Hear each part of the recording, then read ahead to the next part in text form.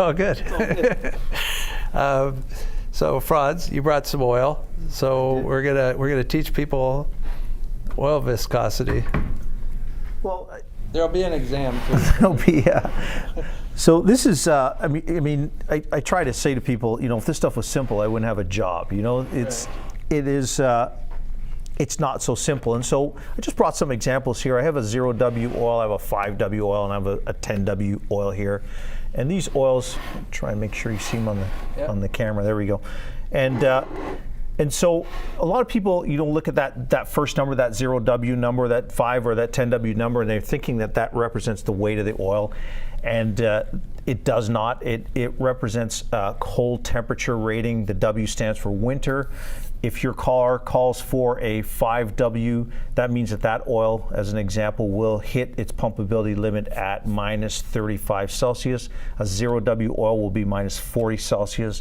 A 10W oil will be minus 30 Celsius. That's the pumpability limit. That's not to say that a 10W oil doesn't work at minus 15 or something of that nature. That's not the case. It's just that below that temperature, the oil will cavitate in the oil pump. It won't pump anymore.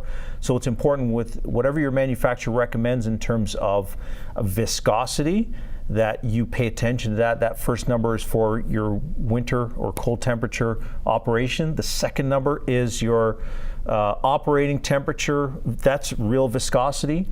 The confusing part about this is it's a range. That 30 or that 40 or that 60 or 50 represents there's about 12 to 14% difference from the thin part of that range to the thick part of that range.